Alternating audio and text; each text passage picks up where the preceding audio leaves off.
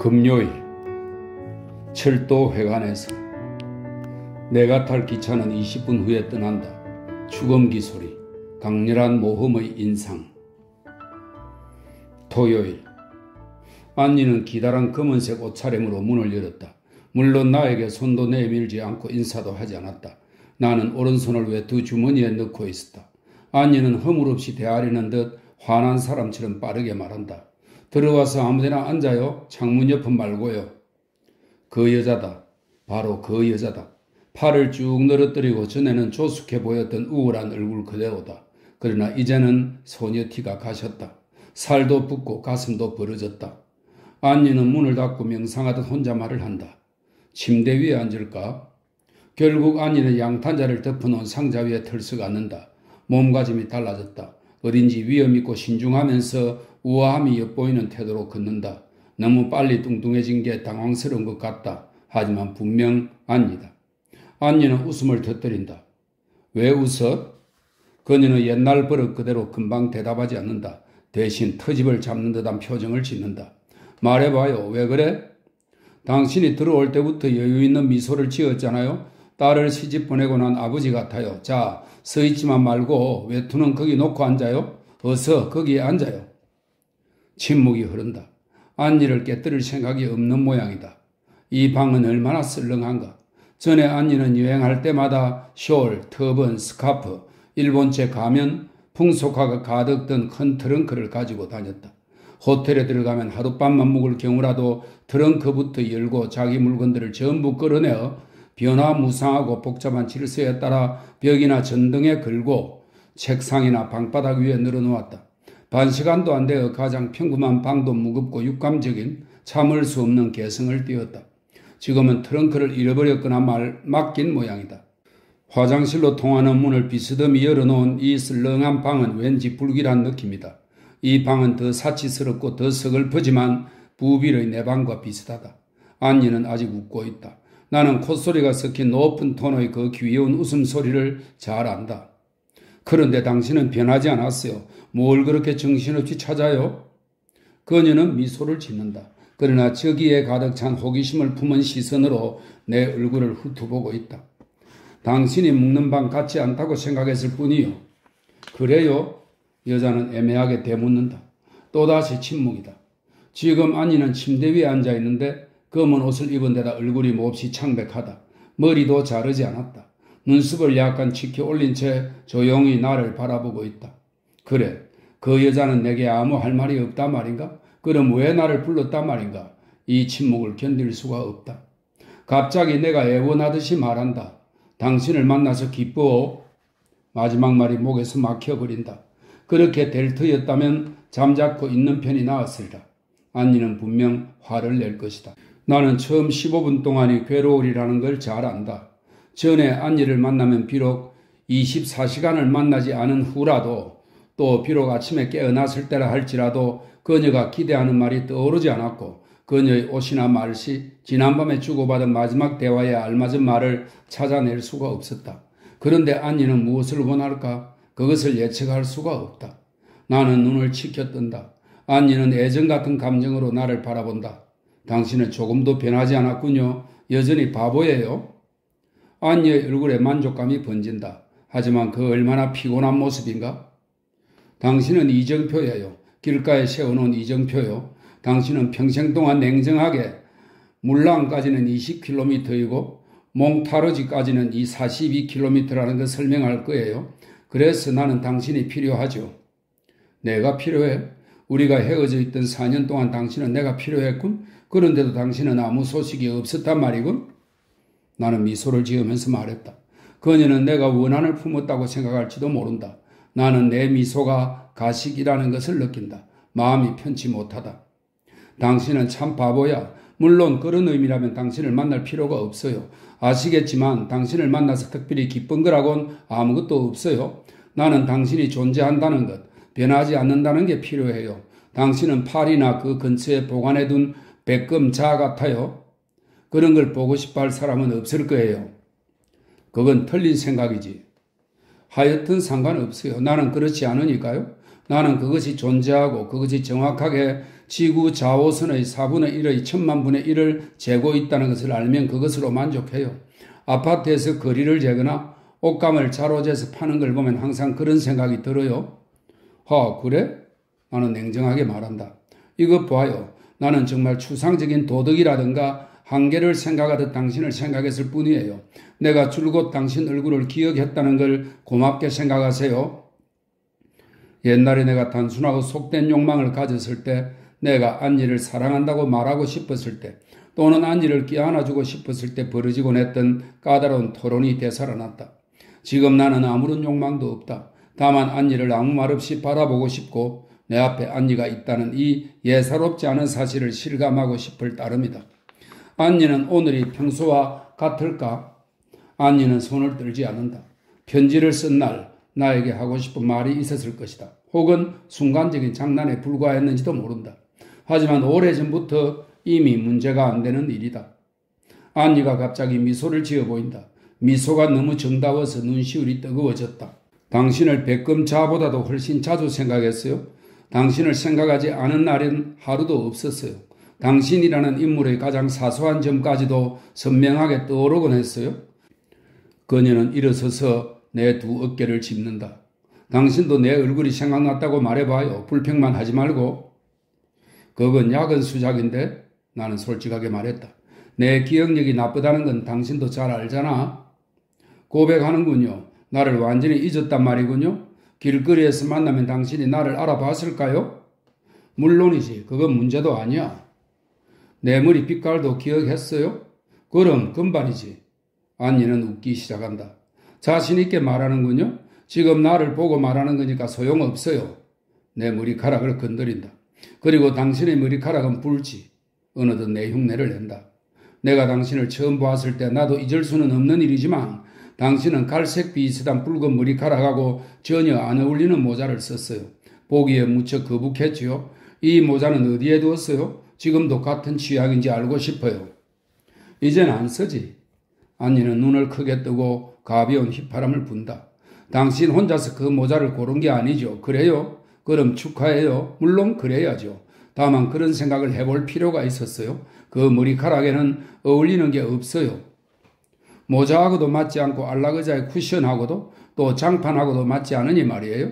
아니면 런던에서 산 귀까지 내려서는 모자가 좋을 거예요. 모자 밑으로 넣어버리면 당신한테 머리카락이 있는지도 모를 거예요. 안니는 오래된 싸움을 끝마치려는 확고한 말투로 덧붙였다. 그것은 당신한테 전혀 어울리지 않았어요. 어떤 모자를 말하는 건지 도무지 알 수가 없다. 내가 그것이 어울린다고 말했소? 그랬어요. 그 말밖에는 안 했는걸요. 내가 보지 않는 것 같으면 당신은 살그머니 거울 속을 들여다봤죠. 과거를 그렇게 고스란히 기억하다니 지겨운 일이다. 안니는 추억을 더듬는 것 같지도 않았다. 그런 일에 알맞은 부드럽고 아득한 느낌을 주는 말투도 아니었다. 그녀는 오늘 일, 기껏해야 어제의 일을 말하는 듯이 보였다. 안니는 자기 의견이나 고집, 원함 같은 것들을 옛날 그대로 고스란히 간직하고 있었다. 반대로 나는 모든 것이 애매한 시의 정치 속에 빠져 있다. 나는 모든 걸 다 양보할 생각이다. 그녀는 불쑥 가라앉은 목소리로 말한다. 보세요. 난 이렇게 살찌고 늙었어요. 이제 몸을 좀 돌봐야겠어요. 그렇다. 안니는 얼마나 피곤한 모습일까? 내가 말을 하려는데 안니가 곧 덧붙였다. 난 런던에서 연극을 했어요. 캔들러하고? 천만에요. 캔들러하고는 안 해요. 그것만으로도 나는 당신을 잘 알 수 있어요. 당신은 내가 캔들러랑 연극한다고 믿었군요. 도대체 몇 번 말해야죠? 캔들러는 오케스트라 지휘자예요. 아니에요. 소호 광장의 조그만 극장이었죠. 존스 황제하고 신 오케시와 생지의 희곡, 그리고 브리타니큐스를 모임이 했어요. 브리타니큐스? 나는 놀라서 되물었다. 그럼요. 브리타니큐스예요. 내가 그만둔 것도 바로 그것 때문이에요. 브리타니큐스를 하자고 아이디어를 내놓은 사람이 바로 난데 사람들은 나더러 주인이 역을 하라는 거예요? 그래? 그런데 내가 할 수 있는 건 아그리핀밖에 없었죠. 그래서 지금은 뭘 해? 그걸 물은 것은 실수였다.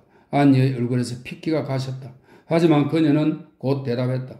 이제 연극을 그만두었어요. 난 여행 중이에요. 나를 봐주는 사람이 있어요. 그리고 미소를 짓는다. 그렇게 걱정스러운 얼굴로 보지 마세요. 이건 비극이 아니에요. 누가 나를 봐주든 그런 건 상관없다고 늘 말했잖아요. 게다가 거인은 늙어서 귀찮게 굴지도 않아요. 영국 사람이요? 아니, 그게 당신하고 무슨 상관이에요? 안니는 화를 내듯 쏘아붙인다. 그 사람 얘기는 그만둬요. 당신한테나 나한테나 중요하지 않으니까요. 차 마시겠어요? 안니는 화장실로 들어간다. 왔다 갔다 하면서 식기를 만지작거리고 혼자 말을 하는 소리가 들린다. 날카롭고 알아들을 수 없는 소리다. 침대 옆의 나이트 테이블 위에 옛날처럼 미슐레의 프랑스사가 놓여있다. 침대 위쪽에 사진을 걸어놓은 것도 보인다. 그녀의 오빠가 그린 에밀리 브론테의 초상화 복제품이다. 안니가 돌아와서 말한다. 자, 당신 얘기를 해봐요. 그리고는 다시 화장실로 사라진다. 나는 기억력이 나쁜데도 생각나는 게 있다. 전에도 안니는 이렇게 직업적인 질문을 하곤 했다. 그것은 진지한 관심과 되도록 빨리 결말짓고 싶은 욕망의 표시라고 생각되자 나로서는 대단히 의색했던 것이다. 하여튼 이런 질문을 한 만큼 그녀는 분명 나에게 무언가 기대하고 있다. 지금은 전초전에 불과하다. 어색해진 일을 먼저 해결하고 본격적인 문제를 정리한다. 이를테면 자, 당신 얘기를 해봐요 라고. 안니는 곧 자기 이야기를 시작할 것이다. 그래서 안니에게는 아무 말도 하고 싶지 않다. 이야기를 해서 뭘 한단 말인가? 구토, 공포, 존재 모든 걸 혼자 사귀는 편이 낫다. 자, 빨리 해요. 그녀는 칸막이 너머로 소리를 지르곤 차 주전자를 가지고 돌아온다. 뭘 해요? 파리에 살아요? 부빌에 살아. 부빌에요? 왜요? 아직 결혼 안 했죠? 결혼? 나는 펄쩍 뛰면서 되묻는다. 안니가 그런 생각을 했다니 아주 유쾌하다. 그건 부조리해. 당신이 나를 비난하던 그 자연주의적 상상 따위하고 같은 얘기지 알지? 나는 당신이 과부가 되고 두 아이의 어머니가 된 모습을 상상했지. 그리고 우리의 미래에 대해 당신에게 말했던 걸 알잖아. 당신은 그런 걸 싫어했지? 당신은 기뻤죠? 아니는 괴로운 기색도 없이 말한다. 강하게 보이려고 그런 소리를 했죠. 게다가 얘기를 하는데도 당신은 화를 내지만 언젠가는 살짝 결혼을 할 정도로 믿을 수 없는 사람이에요. 황제의 오랑캐꽃이라는 영화를 보러 가지 않는다고 1년 내내 화를 내면서 버티더니 내가 몸이 아팠던 바로 그날 혼자서 동네 영화관을 찾았지요. 나는 부빌에 살고 있어. 나는 엄숙하게 말한다. 더 롤러봉 씨에 대한 책을 쓰기 위해서요. 안니는 큰 관심을 나타내며 쳐다본다. 더 롤러봉 씨? 18세기 인물이죠? 그렇지. 그러고 보니 당신이 한번 말한 것 같아요. 그녀는 애매하게 말한다. 그럼 역사책이겠군요? 그렇지. 하하. 안니가 다시 물으면 모든 걸 이야기할 생각이다. 그러나 더 이상 묻지 않는다. 나를 알 만큼 안다고 판단하는 게 틀림없다. 안니는 이야기를 잘 듣는 편이지만 자기가 원할 때만 그렇다. 나는 안니를 본다. 그녀는 눈을 내리깐 채 나에게 무슨 이야기를 할까? 그 이야기를 어떻게 시작할까를 생각한다. 이번에는 내가 질문을 해야 하나? 안니는 순수에 얽매이지 않을 것이다. 안니는 말하고 싶을 때 말할 것이다. 내 가슴이 몹시 뛴다. 안니가 갑자기 말을 꺼낸다. 나는 변했어요. 이제 시작이다. 그러나 지금 그녀는 입을 다물었다. 안니는 하얀 사기 찻잔에다 차를 따른다. 내가 말하기를 기다리고 있다. 무엇이든 말해야겠다. 아무 말이나 하는 게 아니고 그녀가 기대하는 말을 해야 한다. 괴롭다. 그녀가 정말 변했을까? 그녀는 살이 찐 데다 피곤해 보였다. 변한다는 게 그런 뜻은 아니다. 모르겠는 걸 그렇게 보이지는 않아. 웃는 거나 일어서서 어깨에 손을 올리는 거, 혼자 말을 하는 버릇도 다 여전한데 게다가 아직도 미슐레의 역사를 읽고 또 이것저것 내 영원한 본질에 대한 깊은 관심, 내 삶에서 일어날 수 있는 일에 대한 완전한 무관심, 또한 유식한 체 하지만 귀엽고 이상한 태도, 그리고 예의나 우정 같은 인간관계를 쉽게 만드는 기계적인 형식들을 처음부터 없애버려서 상대방이 끝까지 찾아내도록 하는 그 방법. 안니는 어깨를 으쓱한다. 그럼요, 나는 변했어요. 말투가 냉정하다. 모든 게 다 변했어요? 나는 이미 예전의 내가 아니에요.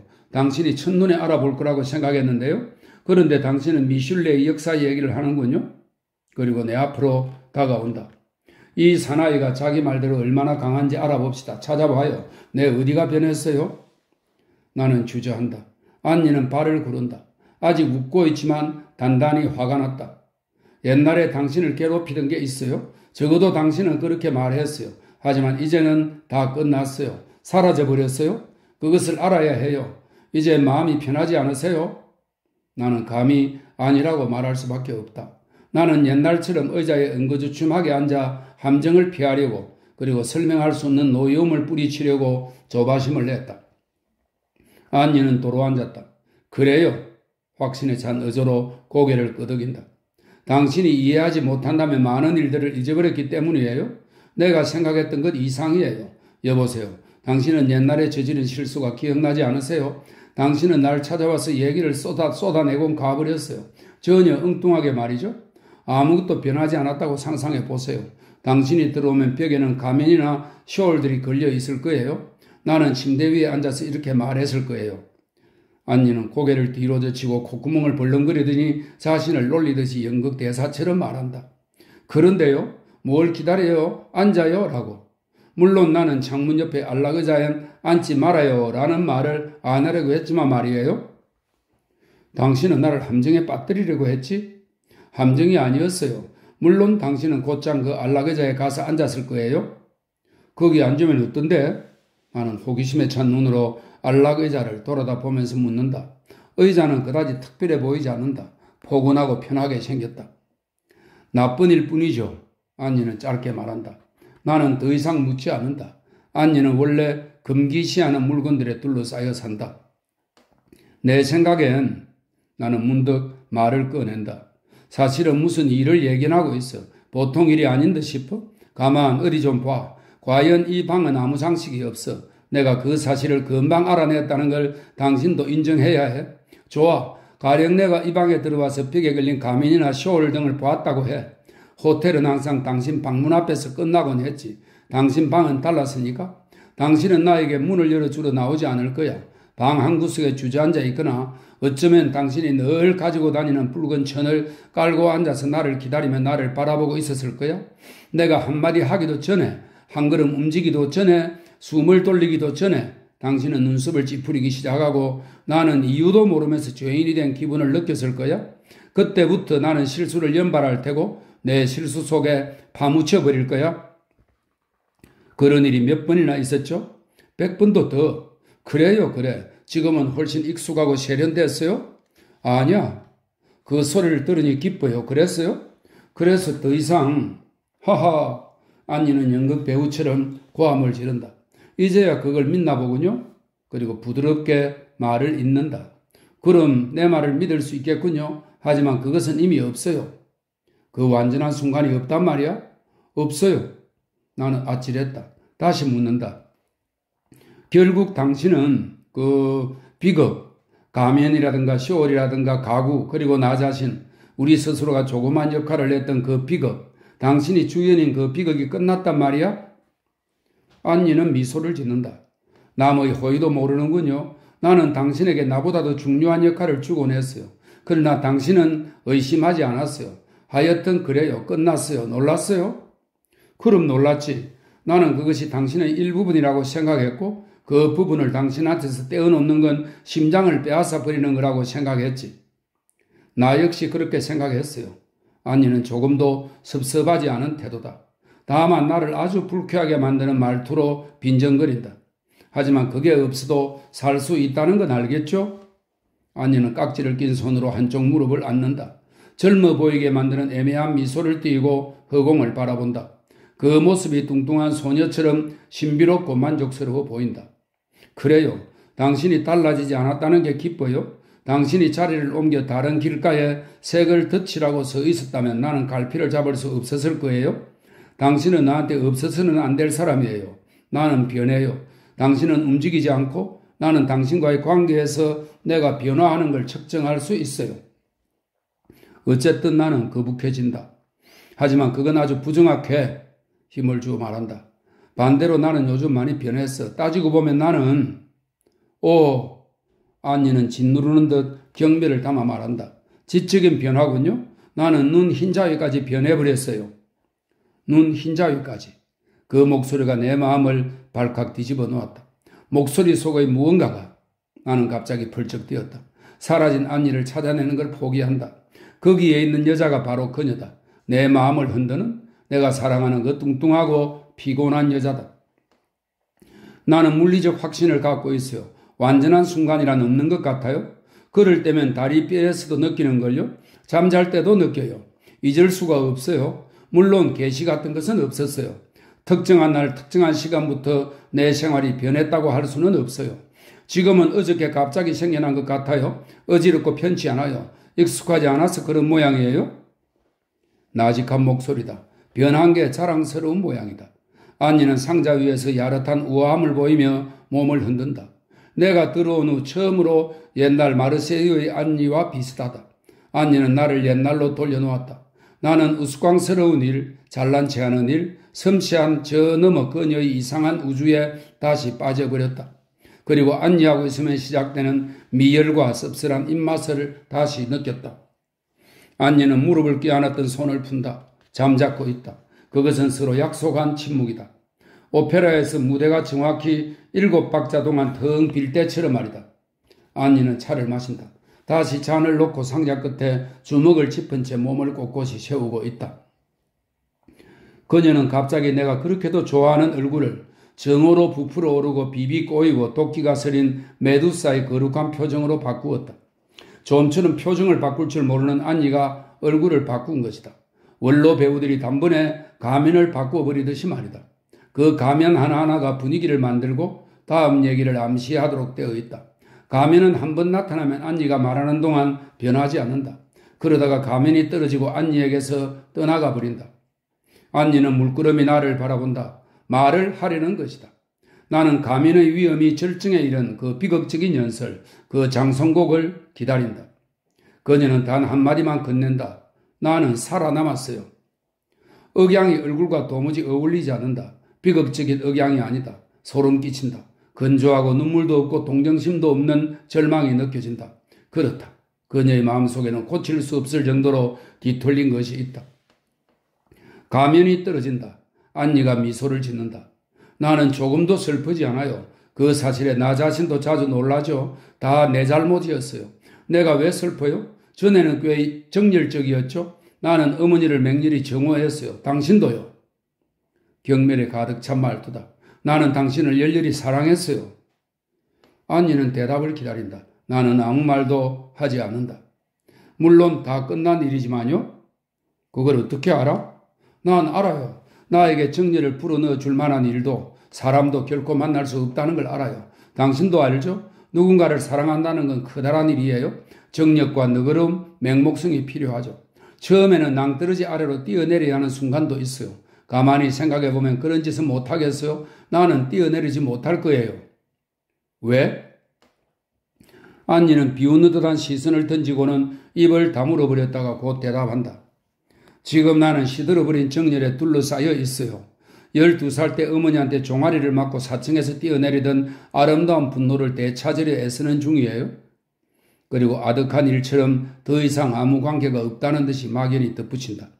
물건을 너무 오래 쳐다보는 것도 좋지 않아요. 뭔지 확인하려고 물건을 바라보지만 급히 눈을 돌려버려요. 그건 또 왜지? 그것들이 불쾌해서요. 말하면 안 될까? 확실히 비슷한 점이 있다. 우리는 이미 런던에서 각자 거의 같은 시기에 같은 일을 생각한 적이 있었다. 그때 얼마나 기뻤던가. 그러나 안니의 생각은 쳇바퀴 돌듯 한다.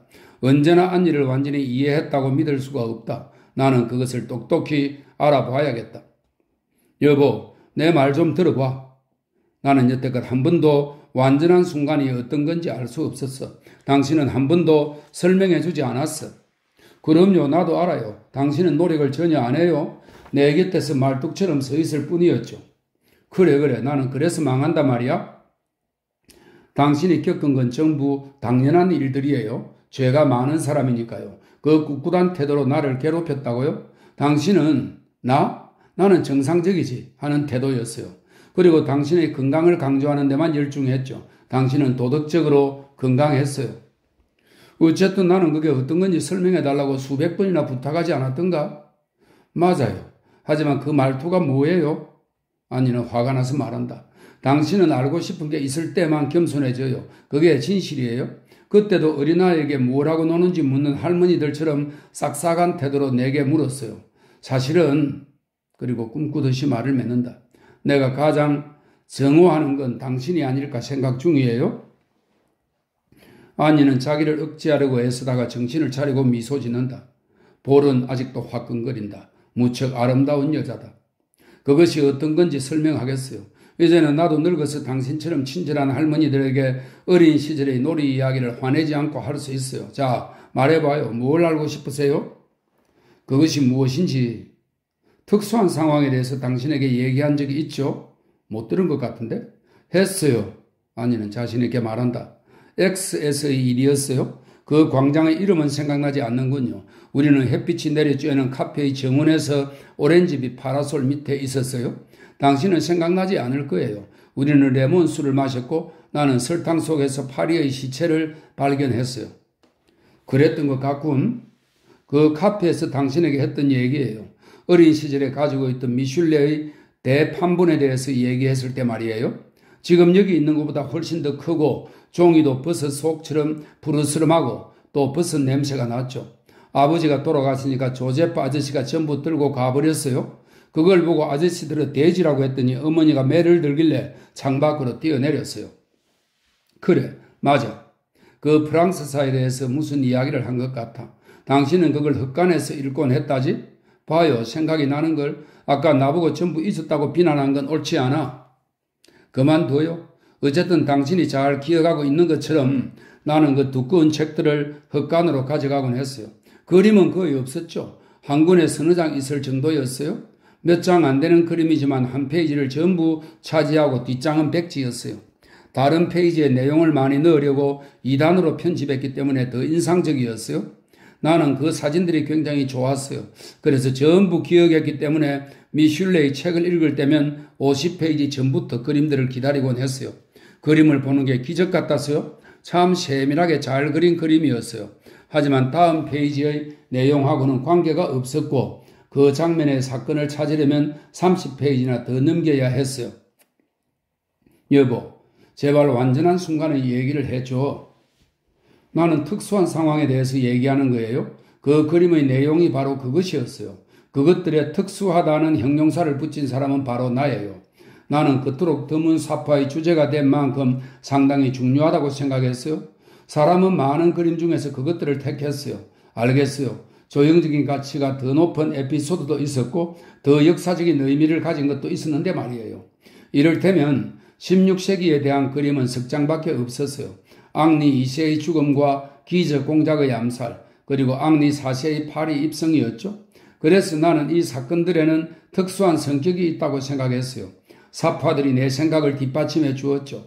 그림이 하도 따라서 팔이나 다리가 몸에 확실히 붙어있지 않았지만 위대해 보였어요. 이를테면 기저 공작이 암살되는 장면을 본 목격자들은 아연 실색하여 손바닥을 앞으로 내민 채 고개를 돌리면서 분노를 나타내고 있어요. 그 모습이 너무나 아름다워서 합창을 연상케 할 정도였죠. 그리고 재미있는 일화를 표현하는 세밀한 부분도 소홀히 하지 않았어요.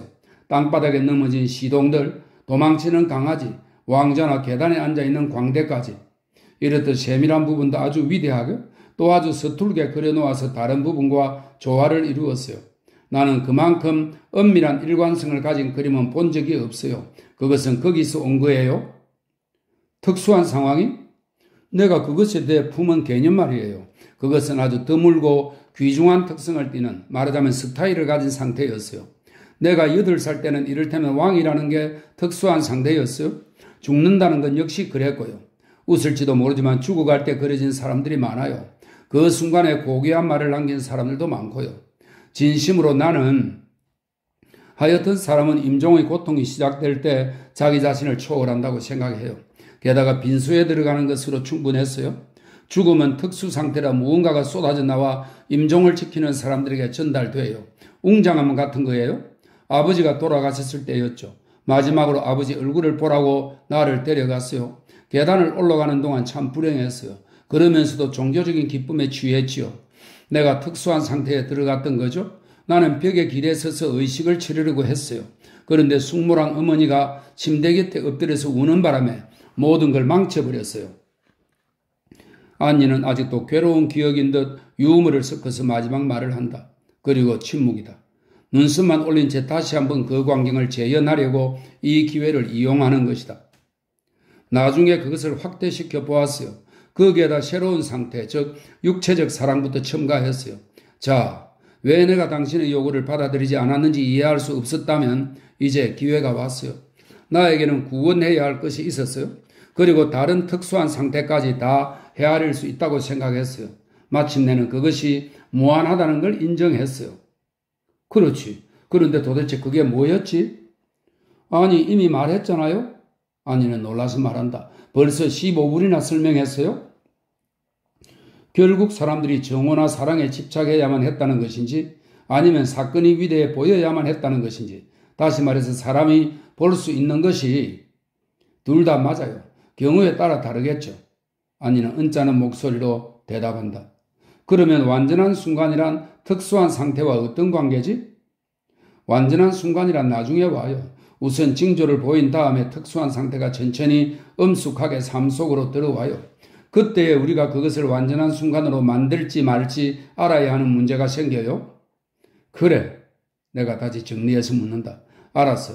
특수한 상태에서는 해야 할 행위가 있고 취해야 할 태도가 있고 해야 할 말이 있다는 거군. 그러면 다른 태도나 다른 말들은 엄격하게 금지되어 있다는 거야? 그런 거예요. 결국 상태는 재료겠군. 그것은 처리되기를 기다리고 있다. 그런 말이지? 맞았어요. 안니가 덧붙여 말한다. 우선 예외적인 그 무엇에 빠져들어야 해요. 그리고 거기에 질서를 부여한다고 느끼는 거죠. 이 모든 조건이 실현되면 완전한 순간이 될 거예요. 결국 그것은 예술 작품이군. 잘 아는군요. 아니는 답답하다는 듯이 말한다. 하지만 그런 게 아니에요. 그것은 하나의 의무였어요. 특수한 상태를 완전한 순간으로 변형시켜야만 했어요. 그것은 도덕적인 문제였어요. 그래요. 당신이 웃어도 좋아요. 도덕적인 거예요? 나는 조금 더 웃지 않는다. 이봐요. 나는 스스로 인정한다. 내 잘못은 인정하겠어. 사실 당신을 이해한 적이 없었어. 진심으로 당신을 도울 생각이 없었지. 만약 내가 알았으면 고마워요. 너무 고마워요. 아니는 비꼬듯이 말한다. 당신이 뒤늦게 후회해봤자 고마워하지 않아요. 그렇다고 원망하고 싶지도 않아요. 내가 분명하게 설명하지 않은 건 사실이에요.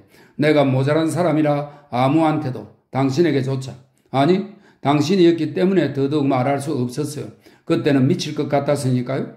그러나 내가 할 수 있는 건 다 한다고 생각했어요. 뭘 해야만 했던 거지? 무슨 일을? 당신은 정말 바보예요. 꼬집어 예를 들 수는 없어요. 경우에 따라 다르니까요. 그러지 말고 당신이 하려고 했던 걸 말해봐요. 말하고 싶진 않지만 정 원한다면 학교 다닐 때 아주 감격한 얘기를 할게요. 전쟁에 져서 포로가 된 왕이 있었어요. 왕은 적의 진지 한 모퉁이에 있었어요. 아들, 딸이 사슬에 묶인 채 지나가는 걸 보았지만 울지 않았어요. 아무 말도 안 했고요. 그런데 결박을 당한 채 끌려가는 신하를 보는 순간 몸부림치며 머리카락을 쥐어뜯기 시작했대요. 당신도 예를 만들어낼 수 있어요. 잘 알겠지만 울어서는 안 될 또는 비인간이 되어야 하는 경우가 있어요. 하지만 발등을 찍히면 불평을 하든지 울든지 한 발로 깡충깡충 뛰든지 무슨 짓이라도 할 수 있어요. 고통을 무조건 참아내는 건 어리석은 일이에요. 부질없이 기운만 빠질 뿐이에요. 안니는 어느새 미소를 지으면서 말한다. 고통을 참는 것보다 더한 것이 필요한 때도 있었어요. 물론 당신은 내가 처음으로 키스해주던 생각이 안 나겠죠? 아니, 다 생각나. 나는 의기양양하게 말한다. 템즈 강가의 키유 공원이었어? 하지만 당신은 내가 쐐기풀 위에 앉아 있는 줄을 몰랐을 거예요. 옷자락이 풀럭거리고 허벅지는 온통 질린 자국투성이여서 살짝만 움직여도 따가웠어요. 고통을 참는 것만으로는 부족했을 거예요. 당신은 나를 조금도 흥분시키지 않았어요. 나 역시 당신의 입술을 딱히 원했던 건 아니었어요. 내가 당신에게 주려고 했던 그 키스가 가장 중요했죠. 그것은 하나의 계약, 하나의 약속이었거든요. 그러니까 당신도 그 고통은 무례한 거라는 사실을 알 거예요. 그런 순간에 허벅지를 생각한다는 건 있을 수 없는 일이었어요. 내 고통에 신경 쓰지 않는다는 것만으론 부족했어요. 괴로워해서도 안 되는 거였어요. 안니는 나를 자랑스럽게 본다. 자기가 한 일이 아직도 놀라운 모양이다. 내가 당신에게 주려고 결심했던 그 키스를 얻으려고 당신이 버티고 있는 동안 나는 완전히 마비 상태였어요. 형식을 밟아야 했으니까요. 피부가 꽤 민감한데도 말이에요. 나는 우리가 일어설 때까지 아무것도 느끼지 않았어요. 그렇다. 바로 그렇다. 모험이라고는 없다. 완전한 순간이란 없는 법이다. 우리는 똑같이 환상을 잃어버린 것이다. 우리는 같은 길을 걸었던 것이다. 나는 나머지 일을 추측한다. 나는 안니 대신 말할 수 있다. 아니, 안니가 하지 않은 말까지도 할 수 있다.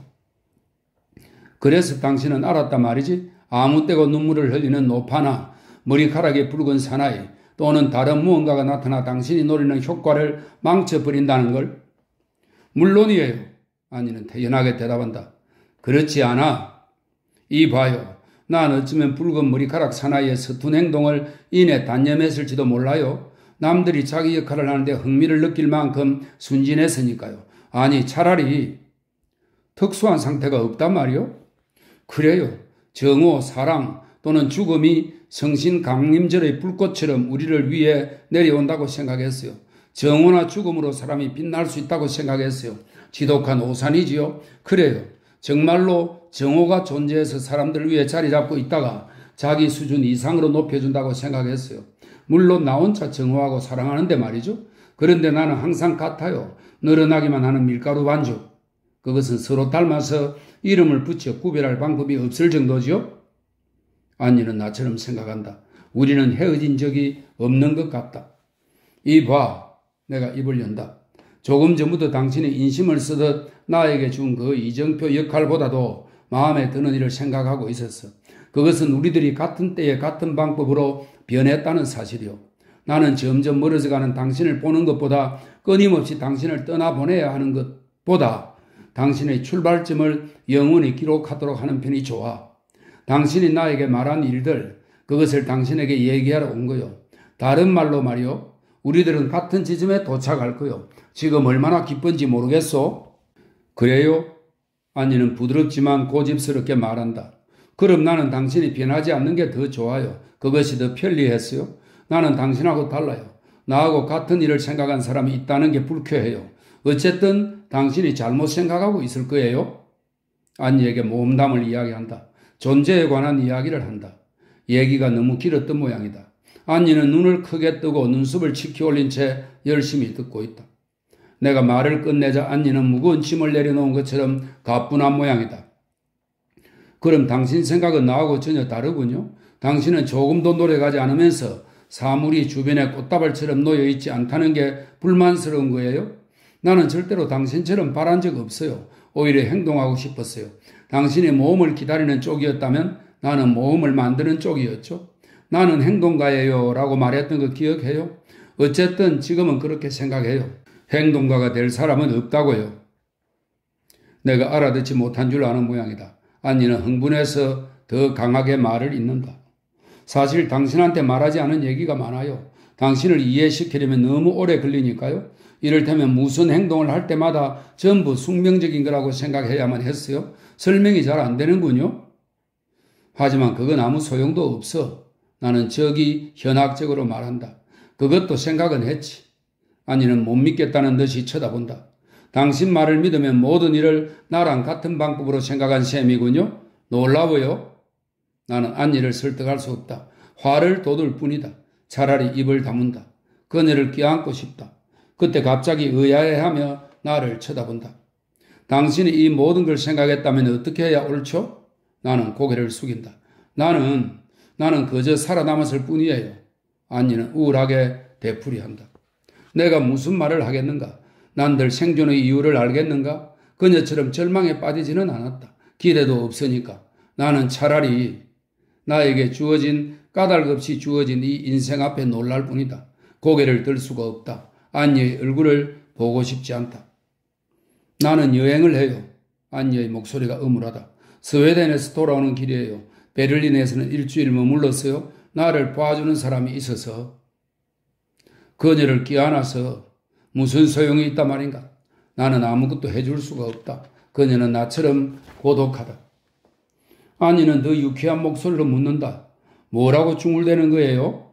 나는 눈을 치켜뜬다. 그녀의 눈빛이 다정하다. 별거 아니야. 생각하는 게 있을 뿐이야.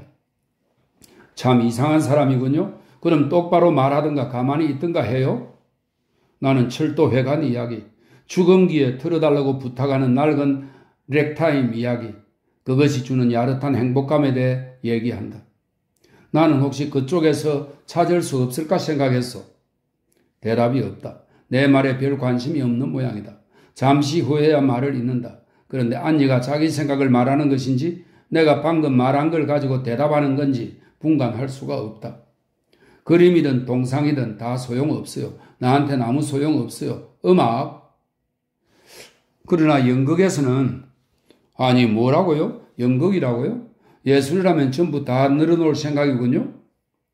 예전에 당신은 무대 위에서는 완전한 순간을 실현시킬 수 있을 거라며 연극을 하고 싶다고 했어. 그래요. 나는 그것을 실현시켰어요. 타인을 위해서 말이에요. 먼지 속에서 바람을 맞고 강한 광선을 쬐며 마분지로 만든 무대장치 사이에 있었어요. 당신은 대개 돈 다이크였죠? 카펜트 가든에서 그가 연기하는 걸 봤죠. 그 사람 앞에서 웃음을 터뜨릴까봐 늘 걱정이었어요. 그럼 단 한 번도 당신 역할에 몰두하지 못했단 말이요? 가끔은요. 그러나 완전히 몰입한 적은 한 번도 없어요. 거기에는 많은 사람들이 있지만 보이지는 않아요. 물론 우리는 그들에게 완전한 순간을 보여주었어요. 하지만 이봐요. 그들은 그 완전한 순간에 살지 않았어요. 그 순간이 그들 앞에서 펼쳐지고 있을 뿐이었어요. 우리 배우들도 그 속에 살고 있었다고 생각하시죠? 결국 그 순간은 무대 위에도 무대 뒤에도 아무데도 존재하지 않았어요. 그러나 사람들은 다 그 생각을 하고 있었죠. 이제 알겠어요? 안니는 조롱하듯 목소리를 길게 뽑으면서 말한다. 나는 모든 걸 날려보냈어요. 나도 그 책을 쓰려고 했지만 안니가 내 말을 가로막았다. 나는 과거에 살고 있어요. 내가 겪은 일들을 돌이켜보며 정리하죠. 이처럼 한참 후에 바라보면 그것은 나쁘지 않아요. 거기에 사로잡혀 버릴 지경이죠. 우리의 사건들도 제법 아름다운 얘기가 돼요. 손가락으로 몇 번 누르면 완전한 순간이 된다고요? 그러면 눈을 감고 내가 아직 그 속에 산다고 상상해요. 다른 사람들도 있어요. 정신을 집중시킬 줄 알아야만 해요. 내가 무슨 책을 읽었는지 모르죠? 로욜라의 정신적 훈련이에요. 나에게 제법 유익했어요. 우선 무대 장치를 설치하고 나서 인물을 등장시키는 방법이 있어요. 그러면 볼 수 있거든요. 이번엔 마술사처럼 덧붙인다. 그것은 나를 조금도 만족시키지 못하는데 내가 묻는다. 내가 그것에 만족한다고 생각하오? 우리는 잠시 가만히 있다. 저녁 때가 되었다. 나는 안니의 얼굴이 창백한 걸 겨우 알아볼 정도다. 안니의 검은 옷이 방 안에 끼어든 어둠 속에서 녹아버렸다. 나는 기계적으로 잔을 든다. 아직 남은 차를 입에 댄다. 차는 식었다. 담배를 피우고 싶었지만 감히 그럴 수가 없다. 서로 할 말이 없다는 게 괴롭다. 어제만 하더라도 안니에게 물어볼 말이 많았다. 어디에 있었는지, 무엇을 했는지, 누구를 만났는지. 그러나 안니가 스스로 털어놓아야만 재미있는 일이다. 지금은 아무런 호기심도 없다. 세계 각지, 그녀가 지나쳤던 도시들, 안니가 쫓아다녔던, 그리고 안니가 사랑했을 남자들, 이 모든 것 중에 안니의 마음을 붙드는 건 없다. 안니에게는 무관심한 것들이다. 어둡고 차가운 수면에 비치는 희미한 햇살처럼 안니는 지금 내 앞에 있다. 우리는 4년 동안 만나지 않았다. 그런데 더 이상 할 말이 없다. 그만 돌아가세요. 난 누굴 기다리는 중이에요. 갑자기 안니가 잘라 말한다. 그 사람은? 아니에요. 독일 사람이죠. 화가예요. 안니는 웃기 시작한다. 웃음소리가 어두운 방에서 이상하게 울린다. 그럼 우리하고는 다른 자가 있군 그래? 아직은 말이야? 그 사람은 행동함에 정력을 낭비하고 있겠지? 나는 할 수 없이 일어선다. 언제 또 만날 수 있을까? 몰라요. 내일 저녁에 런던으로 떠나니까.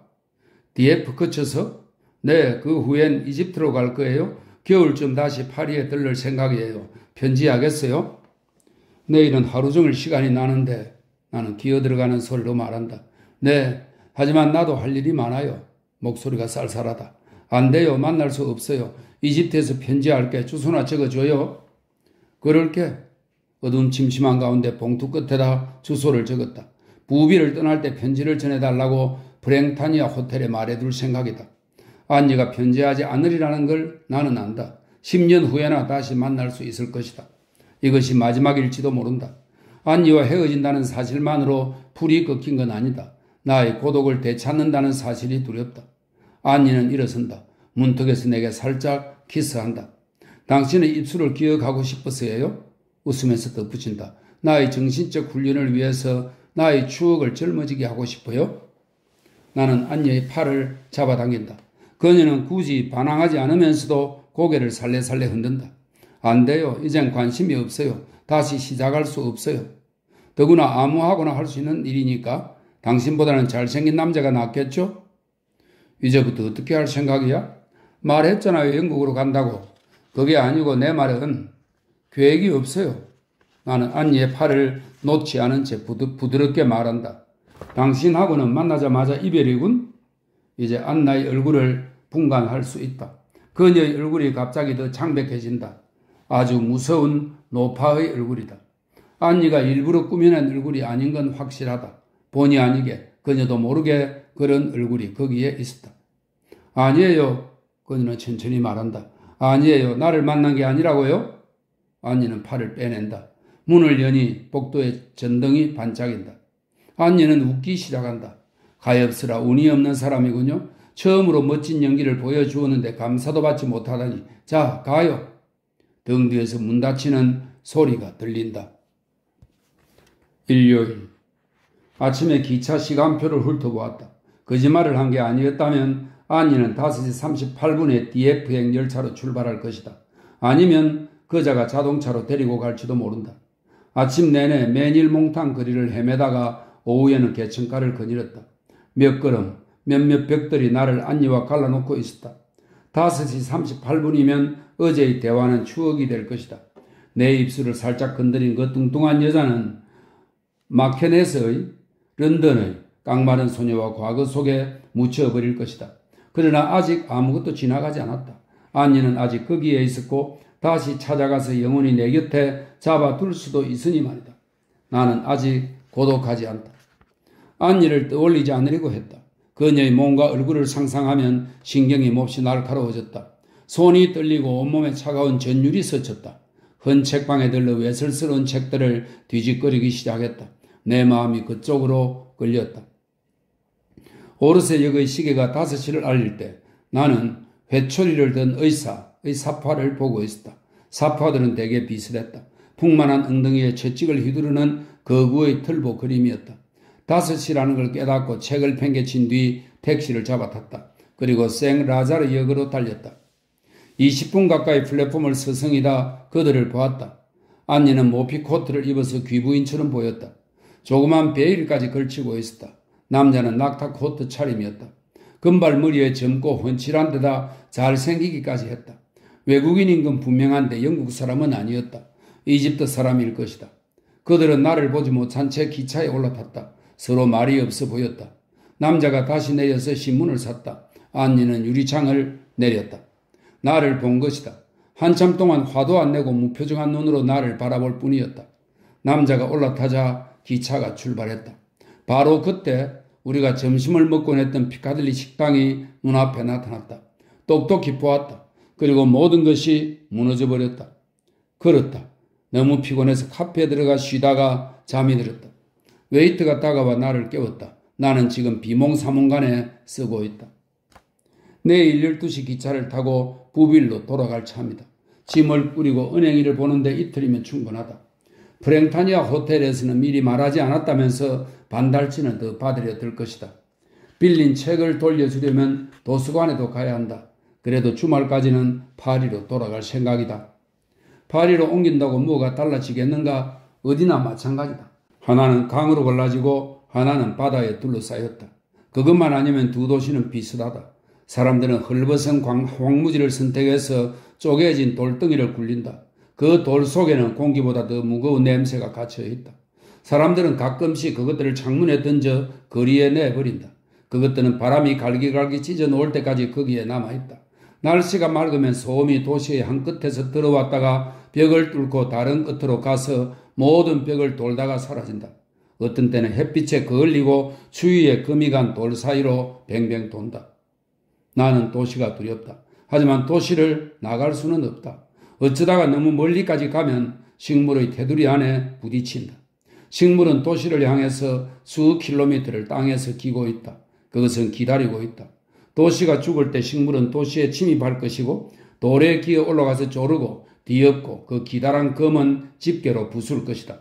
식물은 구멍들을 틀어막을 것이고 곳곳에 초록빛 발을 늘어뜨릴 것이다.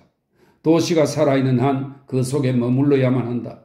도시의 입구에 있는 그 거창한 머리카락 아래 혼자 침입해서는 안 된다. 아무한테도 들키지 않고 그 머리카락이 물결치도록 놓아두어야 할 것이다. 도시 속에서 적당히 처신할 줄 알고 짐승들이 배설물더미 뒤쪽 구덩이 속에서 되새김질하며 잠자는 시간을 선택할 줄 안다면 사람은 존재하는 것들 중에서 가장 무섭지 않은 광석 밖에는 만나지 않는다. 나는 부빌로 돌아갈 것이다. 식물은 부빌을 세 방향에서만 포위하고 있다. 네 번째 면에는 커다란 구멍이 있고 혼자 움직이는 검은 물이 있다. 바람이 집들 사이에서 분다. 냄새가 다른 곳보다 덜하다. 그 냄새는 바람에 밀려 바다 위로 쫓겨가서 엷은 안개처럼 검은 물과 수평으로 달린다. 비가 온다. 사람들은 사방에 울타리를 두르고 식물을 길렀다. 식물은 거세되고 길들여져서 전혀 해롭지 않다.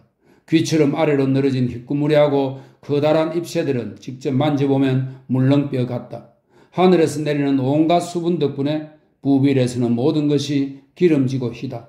나는 부빌로 돌아갈 것이다. 얼마나 무서운 일이냐. 깜짝 놀라서 눈을 뜬다. 자정이다. 안니가 파리를 떠난 지 6시간이 지났다. 배는 떠났다. 안니는 선실에서 자고 금발의 미남은 갑판에서 담배를 피우고 있다. 화요일, 부빌에서. 이것이 자유일까? 도시를 향해 마당들이 힘없이 내려가고 마당마다 집이 서 있다. 나는 바다를 바라본다. 움직이지 않는 무서운 바다. 나는 부빌을 바라본다. 쾌청한 날씨. 나는 자유롭다. 살아야 할 이유도 없다. 그동안 애써 찾아낸 이유들은 사라지고 다른 이유는 생각할 수가 없다. 아직 젊고 새 출발을 할 만한 힘도 남아있다. 그러나 무엇을 다시 시작한단 말인가? 안니가 가장 혹독한 공포와 구토들로부터 나를 구해주리라고 얼마나 간절히 기대했던가. 이제야 깨닫는다. 나의 과거는 죽었다는 걸. 덜 올르봉 씨는 죽었다. 안니는 모든 희망을 빼앗아갔다. 나는 마당과 마당 사이로 난 하얀 길에서 고독을 느낀다. 고독과 자유, 자유는 왠지 죽음을 떠올린다. 내 생활은 오늘로 끝이다. 내일이면 내 발밑에 엎드린 이 도시에서 떠나버릴 것이다. 그렇게도 오래 살았건만 이 도시는 땅딸막하고 시민적이고 아주 프랑스적인 이름에 불과하다. 내 기억 속에서는 피렌체나 바그다드라는 이름이 주는 의미로만 존재할 것이다. 그런데 부빌에 있는 동안 하루 종일 뭘 하고 지냈을까? 하고 자문하는 날이 올 것이다. 그리고 이 태양, 이 오후에 대한 추억도 아무것도 남지 않을 것이다. 내 모든 생활은 내 뒤에 있다. 내 생활을 본다. 나를 여기까지 끌고 온 그 형태와 느린 동작을 본다. 할 말이 없다. 내 돈을 전부 탕진한 노름이었을 뿐이다. 엄숙한 모습으로 부빌에 발을 디딘 지 3년이다. 첫 판부터 졌다. 두 번째 판을 벌였으나 역시 졌다. 노름에서 진 것이다. 사람이 늘 진다는 사실을 깨달았다. 이긴다고 생각하는 건 더러운 놈들 뿐이다. 이제는 안니처럼 하겠다. 살아남겠다. 먹고 자고 자고 먹고 나무들처럼 웅덩이처럼 전차의 붉은 의자처럼 천천히 조용하게 존재하겠다. 구토를 일으킨 건 짧은 순간이었다. 그것이 다시 찾아오리라는 걸 안다. 내게는 구토가 정상적인 상태다. 다만 오늘은 그것을 견디기에 너무나 기진맥진하다. 따분하다. 그뿐이다. 눈물이 날 정도로 하품을 해댈 때가 있다. 그것은 아주 깊은 권태이며 존재의 깊은 마음이며 나를 만든 재료 그 자체다. 나 자신을 소홀히 하지 않는다. 정반대다. 오늘 아침에도 목욕에 면도까지 했다. 다만 그 꼼꼼한 짓들을 돌이켜보면 어떻게 내가 그럴 수 있었는지 이해가 안 된다. 그만큼 부질없는 일이다. 습관 때문이었을 것이다. 습관은 없어지지 않았다. 조용하면서도 약삭빠르게 재구실을 하느라 분주하다. 습관은 유모처럼 나를 씻기고 옷을 입힌다. 나를 이 언덕까지 데려온 것도 습관이었을까? 어떻게 여길 왔는지 생각해낼 수가 없다. 틀림없이 도토리 계단으로 왔을 것이다. 정말로 그 110계단을 하나하나 기어 올라왔을까? 더욱 상상하기 어려운 것은 곧 그 계단을 다시 내려가는 일이다. 그러나 나는 안다. 나는 잠시 코토베르 밑에서 걸음을 멈출 것이며 얼굴을 들어 창문들이 멀리서 반짝이는 걸 볼 것이다. 멀리 내 머리 위로. 그리고 이 순간 내가 빠져나올 수 없는 나를 가두고 사방에서 나를 에워싸고 있는 이 순간, 나를 만들고 있는 이 순간은 희미한 꿈에 지나지 않을 것이다. 나는 발밑에 있는 부빌의 잿빛 광채를 본다. 그것은 햇빛을 받은 조개 껍데기들, 돌멩이나 자갈더미와 비슷하다. 그 파편 속에 버려진 유리나 운모의 가냘픈 빛이 간헐적으로 가벼운 불꽃을 던진다. 조개 껍데기들 사이를 달리는 도랑, 개천, 가느다란 고랑은 1시간 안에 길이 될 것이며 나는 벽 사이로 그 길을 걸을 것이다. 볼립의 거리에서 볼 수 있는 그 검고 작은 인간들, 나도 1시간 안에 그 중 한 명이 될 것이다. 이 언덕 위에서 내가 그들과 얼마나 멀리 떨어져 있는가를 느낀다. 족속이 다른 것 같다. 그들은 하루 일을 마치고 사무실에서 나온다. 만족한 표정으로 집들과 광장들을 둘러보며 바로 그들의 도시이고 훌륭한 상업도시라고 생각한다. 두려움을 느끼지도 않는다. 자기 집처럼 편안하다. 그들은 수도꼭지에서 흐르는 물, 스위치를 누르면 전등에 퍼져나오는 빛, 바지랑대로 받친 나무들 밖에는 보지 못했다. 모든 것은 메커니즘에 의해 존재하고 세계는 변함없는 부동의 법칙에 순종한다는 증거를 그들은 하루에 100번도 떠보고 있다. 공중으로 던진 물체는 같은 속도로 떨어진다. 공원은 겨울에는 오후 4시에, 여름에는 오후 6시에 닿는다. 납은 335도에서 녹고 전차는 막차가 오후 11시 5분에 시청에서 떠난다. 그들은 태연하지만 조금은 우울하다. 그들은 내일을 생각하지만 그건 또 하나의 오늘에 지나지 않는다. 도시에는 아침마다 똑같이 돌아오는 단 하루가 있을 뿐이다. 일요일이면 그 하루를 좀 화사하게 장식하기도 한다. 그들의 두껍고 태연한 얼굴을 다시 본다고 생각하면 속이 뒤집힌다. 그들은 법률을 만들고 대중소설을 쓰고 결혼을 하고 자식을 낳는 어리석음을 일삼는다. 그들의 도시 속으로 막막한 대자연이 스며들었다. 그 자연은 도처에 그들의 집 속으로, 사무실 속으로, 그들 자신 속으로 스며들었다. 자연은 움직이지 않는다. 가만히 있고 그들은 자연 한복판에서 자연을 호흡하면서 정작 자연을 보지는 못한다. 그들은 자연이 그들의 외부에, 그들의 도시에서 20리 밖에 있다고 상상한다. 나는 자연을 본다. 그 자연, 그것을 본다. 그 복종은 게으름이고 자연에는 법칙이 없다는 것을 나는 안다. 그들은 그것을 항구적이라고 간주하는 것이다. 자연에는 습관만 있고 자연은 내일이라도 습관을 바꿀 수 있다. 만약 무슨 일이 생긴다면, 갑자기 자연이 꿈틀거리기 시작한다면 그들은 자연이 거기에 있음을 깨닫고 가슴이 삐그덕거린다고 생각할 것이다. 그들의 뚝, 그들의 성벽, 그들의 발전소, 그들의 용광로, 그들의 전기방화가 무슨 소용이겠는가? 그것은 언제든지 당장이라도 일어날 수 있는 일이다. 거기에 징조가 있으니 말이다. 이를테면 산책을 하다가 바람에 날리듯 붉은 걸레 조각이 길을 건너 날아오는 것을 볼 것이다.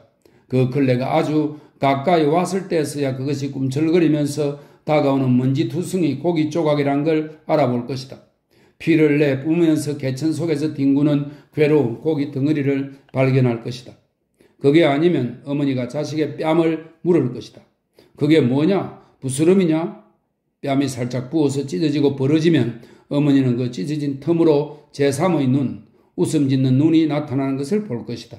그것도 아니면 냇물에서 헤엄치다가 골프를 만지듯 온몸에 부드러운 마찰을 느낄 것이다. 그리고 옷이 살아있는 물건이 되었다고 믿을 것이다. 입속에서 걸쩍거리는 무언가를 느끼는 사람도 있을 것이다. 그는 거울 가까이 가서 입을 벌린다. 혀는 커다란 지네가 되어 발을 꼬아가지고 그의 입천장을 갉아버릴 것이다. 그는 뱉어버리려고 할 테지만 지네는 자기 자신의 일부가 되어서 손으로 그들을 뜯어버려야만 할 것이다. 그것 말고도 수많은 것들이 나타날 테니 그때마다 새 이름을 붙여주어야 할 것이다. 돌의 눈, 뿔이 셋달린 커다란 팔, 지팡이 모양의 발가락, 거미 같은 턱 따위의 이름을 말이다. 그리고 훈훈한 침대 속에서 잠들어버린 사나이는 푸르스름한 땅 위에서 엉켜버린 엄경의 삼림 속에서 벌거벗고 깨어날 것이다. 죽스트 부빌의 굴뚝처럼 하늘을 향해 뻗은 붉고 흰 그 숲에는 양파처럼 수염이 많고 솜털이 있는 땅에서 반쯤 나온 커다란 뿔알이 있을 것이다. 새들이 엄경 주위를 날아다닐 것이다. 주둥이로 쪼아 피를 흘리게 만들기도 할 것이다. 천천히 피가 섞이고 뿌옇고 미지근한 정액이 거품에 섞여 흘러나올 것이다. 어쩌면 이 모든 일이 일어나지도 않고 눈에 띄는 변화도 없을 것이다. 그러나 어느 날 아침 덧문을 여는 순간 사물 위에 무겁게 놓여있는 무엇인가 기다리는 것 같은 무서운 의미를 보고 놀랄 것이다. 그것 말고는 아무것도 아니다. 하지만 그것이 조금이라도 계속된다면 수백 명은 자살해버릴 것이다. 그렇다. 그것이 조금이라도 변한다면 나는 그 이상의 것을 요구하지 않는다. 사람들은 갑자기 고독 속에 잠기는 타인들을 볼 것이다. 고독해진 사람들은 무섭고 기형적인 모습으로 완전히 고독해진 모습으로 거리를 달리고 눈을 부릅뜬 채 무거운 발길로 내 앞을 지나갈 것이다. 재앙을 벗어나려고 하지만 헤어나지 못하고 입속에는 날개짓을 하는 벌레의 혀를 가지고서 말이다. 그때 나는 비록 내 몸이 꽃처럼 오랑캐 꽃처럼 미나리 아제비 꽃처럼 피어오르는 더럽고 못생긴 딱지에 덮여있다 할지라도 웃음을 터뜨릴 것이다. 벽에 기대어 지나가는 사람들에게 소리를 지를 것이다. 너희들이 과학으로 무엇을 했단 말인가? 어디에 생각하는 갈대의 위험이 있단 말인가? 나는 공포를 느끼지 않을 것이다. 적어도 지금보다 심한 공포를 느끼지는 않을 것이다. 그것은 여전히 존재 위에 있는 변주곡이 아니겠는가? 얼굴을 천천히 삼켜버릴 이 모든 눈은 무의미한 것이리라. 그러나 존재나 그 변주곡보다 더 무의미한 것은 아니다. 그렇지 않다. 내가 두려운 것은 존재다. 저녁이다. 첫 전등이 도시를 밝힌다. 체기랄, 도시는 그 기하학적 현상에도 불구하고 얼마나 자연스럽게 보일까? 얼마나 어둠에 짓눌린 모습이란 말인가? 여기서 내려다보면 명백하다. 그것을 보는 게 나뿐일까? 언덕에 서서 자연의 밑바닥에 묻힌 도시를 발밑으로 바라보는 카산드라는 아무데도 없단 말인가? 하지만 나하고 무슨 상관이란 말인가? 내가 카산드라에게 무엇을 말하겠는가? 동쪽으로 조용히 돌아서 약간 휘청거리다가 걷기 시작한다.